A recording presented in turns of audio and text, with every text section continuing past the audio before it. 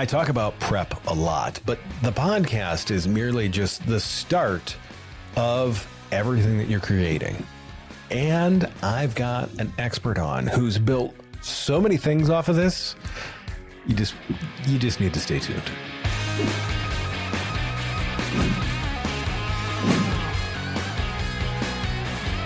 Matty, thanks for coming on board today. You've authored books like the Podcast Guest Playbook. I mean, this is the authority. This is the Podcast Guest Bible here. You host a couple of shows. Originally, you started. Yeah, I kind of figured you would have it handy. I was hoping you would. Most authors aren't like, it's in a distant room. There's a few copies around. That's right. That being said, like you said, you started podcasting because you realized live conversations kind of help refine some of those ideas that like writing alone can't. How did like shifting from like, I know that was probably a shift of a view of yours, being a longtime writer. How did that shift from being a content megaphone to, let's call it, the ideal laboratory? Yeah, well, it developed differently for the two podcasts I have. So one of the podcasts I have is the Indie Author Podcast, definitely writer centric. That started in 2016 because I had my first book had come out in 2013, and I was trying to tap into all the resources I had to, do the best by that book, and I was working on the next books. And so I was a member of a local writers group called the Brandywine Valley Writers Group. And I wanted an opportunity to talk to all the people in that group who had expertise that I wanted to tap into. So, for example, there was someone who was very good at author readings. There was someone else who was very good at like media outreach. There was another person who had kind of formed a writer co-op to create a publishing organization with some fellow writers. And I wanted an opportunity to talk to all these people. And almost as a courtesy, I recorded those conversations as the first episodes of the Indie Author Podcast, and I put them up whenever I had a conversation very irregularly. And so my first podcast was really a matter of me collecting information and then just kind of sharing it out as a courtesy to my fellow writers group members and to fellow writers everywhere. But when I spun up my second podcast, the From Expertise to Authority with Matty Dalrymple, at the end of last year, I had a different goal for that because I had been doing consulting with writers about helping them understand their goals, their creative goals, their business goals, and then crafting a plan to help them meet those. And when I spun that up, I was expecting a lot of consulting clients who would come to me and say, I've written a book. What should I do with it now? But instead, I was finding I was getting sort of a cohort of consultees who already had a book, generally people who were retiring or who were spinning up a side hustle. And they said, I have this book now. What should I do with it? And so I realized that as I spoke to them, a lot of the things that we were talking about, I had written about. I had a book about co-authoring nonfiction. I had a book about podcasting as both a host and a guest. I had a book about book marketing. And so I realized that I didn't need to focus specifically on people who I initially identified as writers. I could focus more broadly on people who were professionals who were heading into this sideline or second act. And I wanted to talk to them because I crystallized all the ideas I could through my own experience as someone who had done that.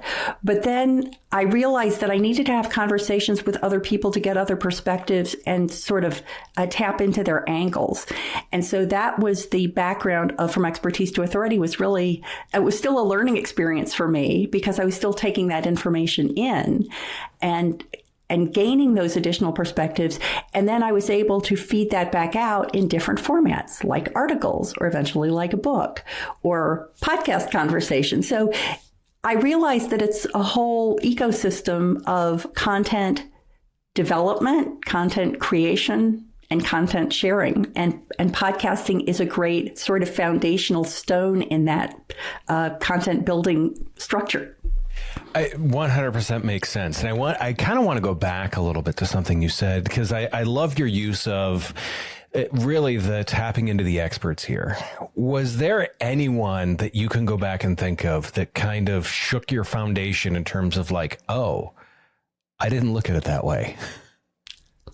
Well, I'll tell the story of the background of one of the books, which was podcast based. And that is that when I have 2 suspense and thriller series. And when I got the idea for the second series, I wanted to keep providing some engaging content to fans of the first series while I worked on the second series. And so I started writing a series of short stories that were based on the first series characters.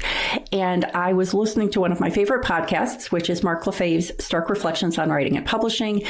And Mark made a very brief mention in one of his episodes about how you can use short fiction. It was beyond sort of craft tips. It was the business side of short fiction. And so as a fan of his podcast, as a supporter, a patron of his podcast, I sent him a note and I said, oh, this is great. You know, I'd love to hear a whole episode that's based on what you can do with short fiction. And so Mark Lefebvre, being who he is, he immediately delivered an episode on exactly that topic. And I got in touch with him again and I said, I think there's enough here that's the basis for a book. Would you be willing to co-author a book with me?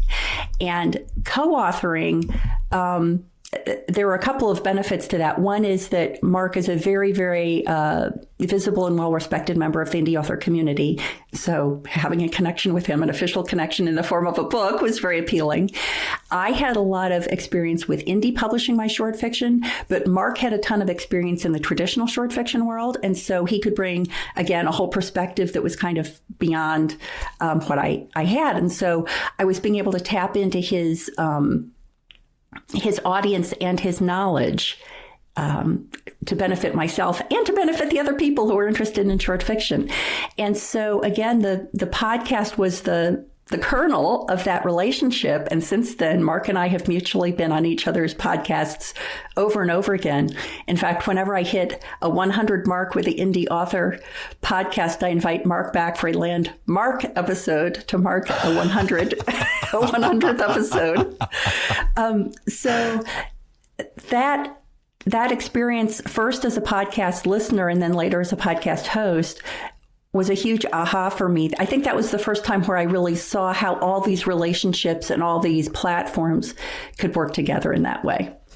It makes sense. And I totally see that. And that kind of segues into what I was actually really wanted to talk about next, because you talk about like the best podcast strategy. And I agree with you totally on this. Isn't just hosting. It's not just guesting, but it's intentionally combining both of those into an ecosystem that's going to feed multiple platforms. And obviously for you, I mean, I know it feeds all the typicals like the LinkedIns, the socials, the things of that nature. But obviously, you've already talked about it, how it feeds the paper platforms too. Yeah. So how do you manage that? So like, is there a workflow that you have that is every podcast goes through this to this to this to this? Or how do you assemble that in a way that's productive for you? Well, I will use, in this case, the From Expertise to Authority podcast as an example. And what I found has been very helpful for me is that oftentimes just in the course of my day, in the course of my work, I'll encounter someone and I'll find out they started out as someone in the medical field, and then they spun up a company that creates AI generated audio for authors. That's Phil Marshall. Or I'll find out someone who started out as someone who was personally very interested in fitness and kind of parlayed that into a whole profession. That's Mike Kuzala. And I'll say, oh, I want to talk about that. Will you come on the podcast and talk with me about that? And we'll record the podcast. I have a standard list of questions I ask. And so the interesting part isn't really the questions I ask, it's the responses that they elicit. And then when I'm done, I create a transcript from that conversation. And a lot of times what I find is helpful is to feed the transcript into an AI like Claude or ChatGPT and say, I was really interested in this particular topic that we delved into. Like, let's say one of the topics I recall is that when you become an expert and an authority in a certain area, it doesn't mean you become expert and authoritative in all related areas. So you might be an expert at sharing information about the importance of fitness in the classroom, but now you want to develop expertise and authority in presenting that as a keynote in large gatherings. And so I'll say this idea of you don't become an expert in all things at all times. That's interesting to me. Let's talk about that. And I'll talk about that after I've talked about it with the human. I'll continue delving into it with the AI. And oftentimes it's very useful in helping me identify, this seems related to this other thing you've already talked about, or this seems foundational, or this seems like a little tangential. Is there another angle we could take that makes it more relatable to the body of work? And so then the results of that can be, and I don't generate the results from the AI. I'm using the AI to brainstorm, and then I generate the results myself. And that could be an article. It could be an article I publish on Substack. It might be an article I pitch to another platform. It could be a chapter in a book. It could be identifying a whole other book I want to write about. And so just making the most of those conversations that you have in the podcast environment, and then seeing all the other ways you can use them. I mean, I'm very active on Substack now, and one of the things I enjoy doing is publishing transcripts, but then asking AI to pick out quotes from the transcript that I can then link to in Substack and draw people to the article. So again, it's not an isolated thing, it's an ecosystem of content.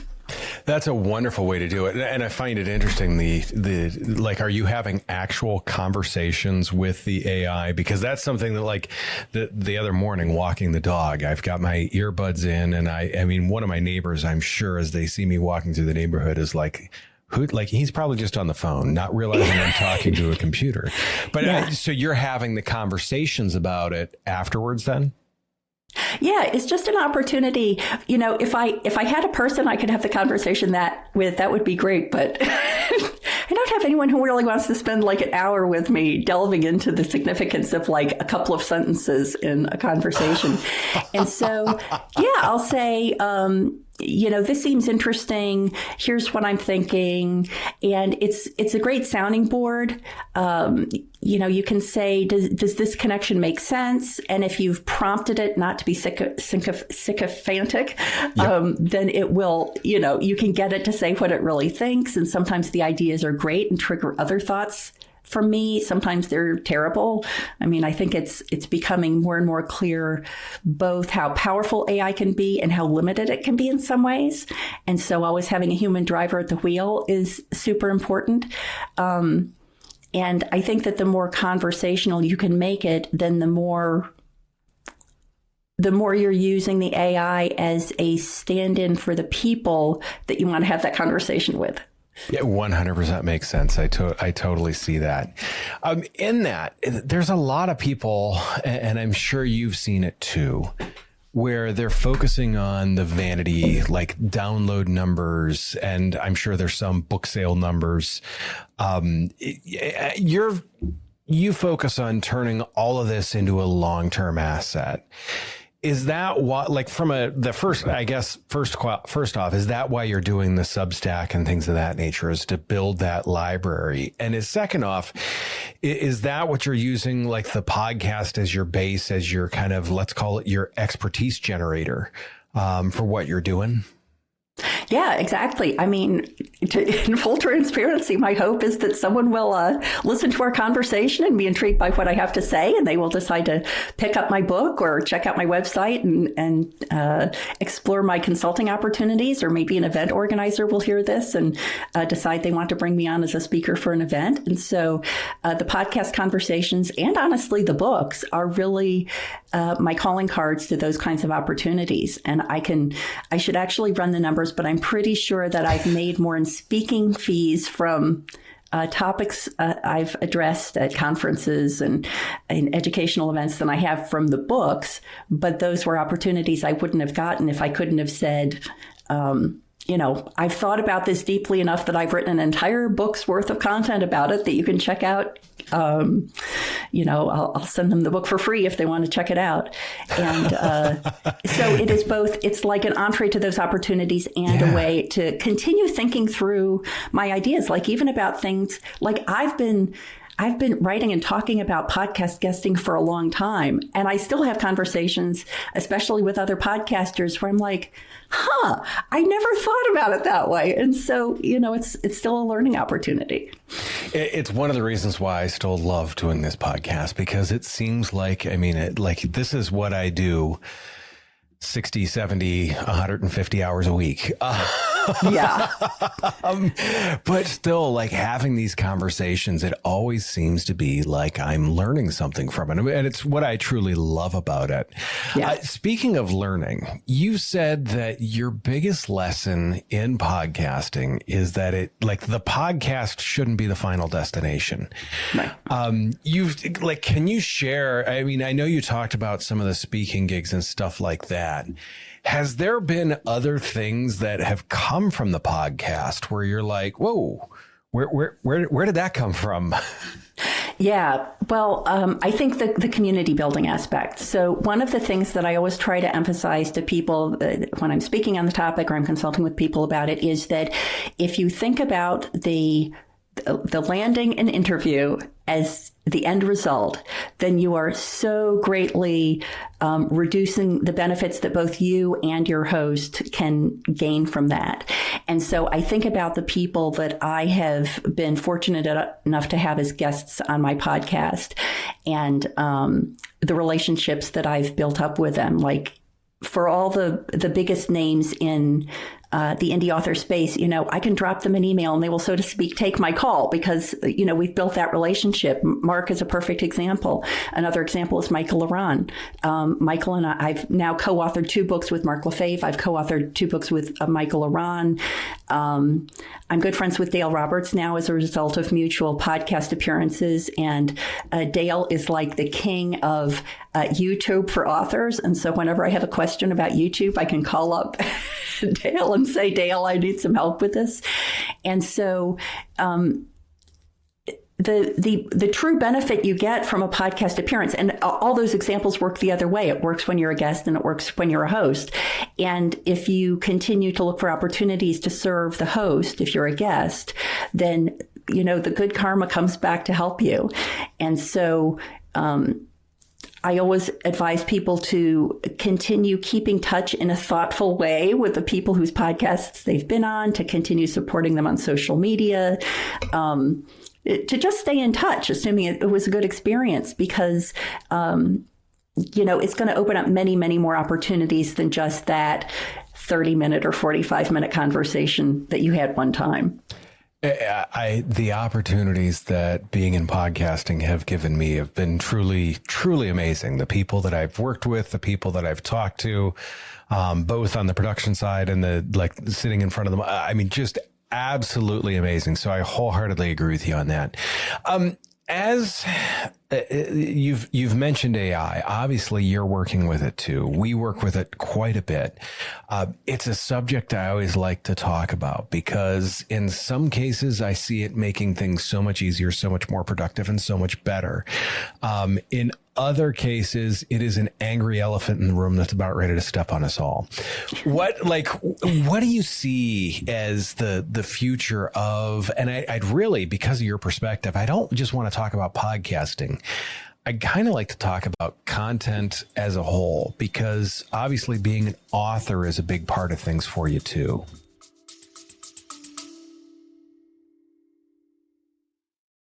Is your podcast not getting the results you hoped for? Are you feeling stuck and unsure how to grow your audience or make a real impact? We get it. Podcasting can be a challenge, but with the right strategies, it can be an incredibly powerful tool. That's why we're offering our free no-pitch podcast consultation. We'll spend 30 minutes with you identifying areas for improvement on anything from optimizing your audio or video quality to developing a content strategy that resonates with your customers. If you're ready to unleash your podcast's full potential, visit the link in our show notes to schedule your free consultation. Space is limited, so sign up today so we can help you create a podcast that truly shines. Yeah. Well, I don't use AI for my own creative writing, and I never try to convince other people to do that. I do, however, convince especially indie authors to consider it for the business side of their work, because I just think that there are some things like, I don't think anybody's going to be angry when they find out that I heavily rely on AI to write the sales descriptions for my books that show up on retail sites, because that is just a different kind of writing that is not my area of expertise. I don't think anyone expects an author who's published by a traditional publisher. I don't believe anyone is expecting they're writing their own descriptions. And it's just a better experience for everybody, me and the browser, if I go on to ChatGPT or Claude and say, I want you to take a look at the descriptions of other popular books in this genre, other successful books in this genre, and I want you to give me a draft that mimics those. I want you to call out the tropes. I mean, this is a great example. I wrote, before the advent of AI, I wrote my own sales descriptions for a while. They were fine, but they weren't great. And one thing that I had never included were the tropes and the stories. And so a lot of times you'll see in a sales description, it'll say, perfect for readers who love found family and ticking time bomb. And so one of the times that I fed my book into AI and asked it to generate a sales description for me, it suggested that. And I was like, you know what? I should have done that. It never occurred to me. And so I think that for those more business related things, it's indispensable. I will say that, kind of bringing it back to podcasting, one of the challenges is that it has also made creating enormous amounts of content super easy and freakishly personalized content. And so I'm sure that you have gotten like 1,000,004 pitches that say, name. I loved your last episode with name, about name, where you talked about topic, and just on and on and on. And so for many years, I would give presentations at writers' events about podcast guesting, and I would share a successful pitch template that had worked well for me that you could send via email.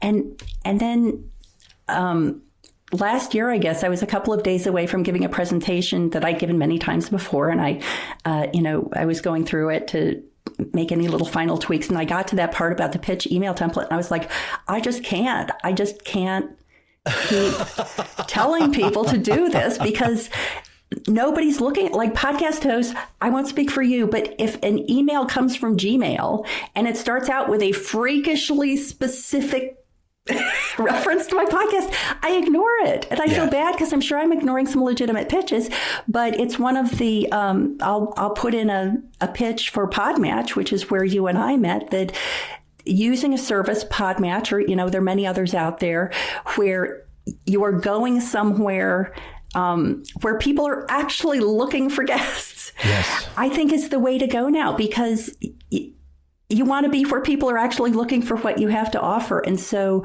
that is a fairly easy way to get around this challenge of the enormous tsunami of AI-generated stuff that's landing in our email boxes. I love the pause before you said stuff. That to me says it all about your intentions with that. In this, as we start to kind of wrap up here, one of my favorite things to always talk with people about is, I mean, you've done this for a while. Like, we have all learned these lessons where we're like, oh, that was a big one. What is a big lesson about podcasting that you have learned that you're like, yeah, other people shouldn't have to learn this lesson too? I think that the biggest lesson I learned is to start small. And so when I was first spinning up my podcast, I was trying to do all the good things, right? All the good things. Like, it was an era where transcripts were just kind of starting to come out, and there were AI tools that generated transcripts, but they were not very good. And so they required a lot of editing. And I started doing everything. I would provide the transcript. I was putting it up on YouTube. I was trying to do all the things. And the transcript is the perfect example, because at some point, I was spending probably a couple of hours editing a transcript for 35 to 45 minute interview. And it just wasn't feasible. And so I went, over the course of the podcast, I've probably introduced and withdrawn transcripts several times based on the time I had to do it. And if I had never provided a transcript, I don't think anybody would have complained. But once I did it and then withdrew it, it seemed like, I was reducing the value that I was providing. And so I just think that the lesson to start small, and, podcasts are still, video is very popular, but they are still an audio first platform. And so making sure you're putting out good quality audio, hopefully regularly, and just loop back later. Like, you don't need to start out with a logo. You don't need to start out with a website. You don't need to start out with all the things.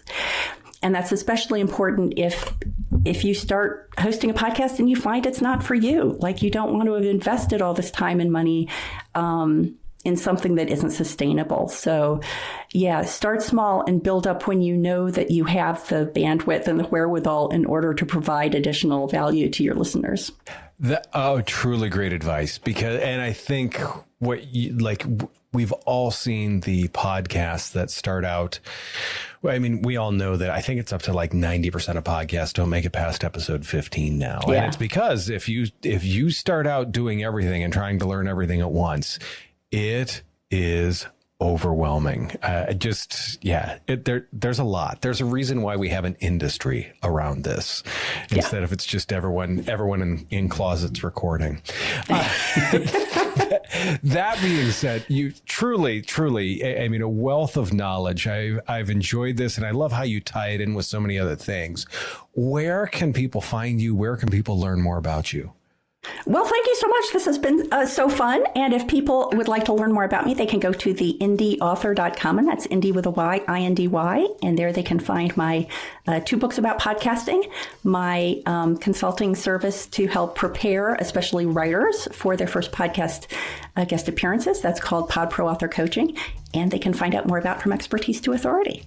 Wonderful. I really appreciate it. Thank you very much. For everyone else, I will be right back. I've got some good notes today. Imagine that. Stay tuned. This is one of the things that I truly love about podcasting, because Matty and I probably wouldn't have a conversation just out on the street. But to have the opportunity to take someone that has her experience in this breadth of things, and it's in a different area than most of us are typically in. She's really found a way to leverage the podcast in a bunch of different ways, and then to bring AI in that while still being a writer and while taking a lot of pride in her writing. She's still using the AI tools in a bunch of great ways. So to me, it's such a unique thing to find someone like that truly grateful for the conversation. With that, I've got 3 main points that I want to cover today. When it comes to podcasting, know your lane. And really, this comes to like anything that you're in. Know where you're good, know where you're bad. Focus on making sure that you are doing the things that you are good at. I mean, it sounds so simple, but it's something that so many of us lose sight of in so many cases. Focus on what you're good on. If you can find someone else to cover the stuff that you're not as good on, it's a great way to do it. The second thing that I want to talk about, and this one seems just way too obvious, it's not just about the podcast. I mean, she's used the podcast to create books, then the Substack. And I love her thought process behind that, of how to make it different. Like she takes these ideas from the podcast, she talks through them with AI, and then says, here is what I'm going to create for what I learned from this podcast. It's absolutely a brilliant way to do this, because in so many cases, if you listen to the podcast and read the Substack or blog, they're too close to each other almost. If you saw one or read the one, you kind of know what the other one is. This creates so much more value with just a simple conversation that she has. I truly love it. What a phenomenal idea with that. The last piece that I want to cover, You need to start small. Work on what you can. Get good at one thing before you try and move on to the next. And this is something else that so many people just try and dive in and get good at everything at one time. No. Once again, we always talk, your first couple of podcasts are not going to get that many views.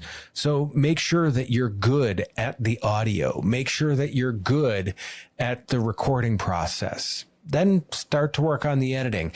Add pieces that you're going to work on in steps. Don't think you're going to release this highly polished production the first time out. We have a team. There's a number of specialists that work within our team that help us to create a polished output. Either A, find specialists, or B, pick one thing at a time to start to get good at. You can't just work on all the skills at the same time.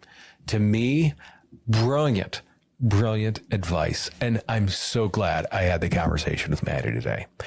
With all that being said, if you think someone else needs to hear this conversation, do me a favor, share it with them. If you'd like to be a guest, by all means, reach out. Would love to probably have you on the show.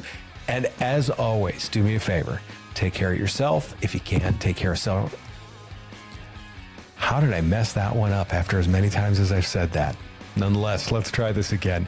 Do me a favor, take care of yourself. If you can, take care of someone else too. I will see you very, very soon.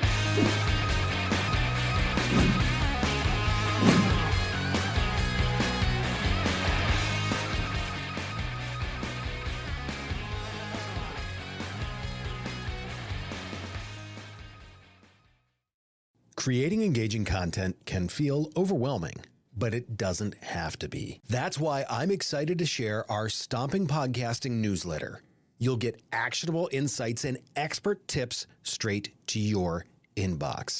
These are to help you maximize your video marketing and podcasting return on investment. Head over to the show notes and click the link to subscribe to our free newsletter. Don't miss out on this opportunity to become a video marketing and podcasting pro.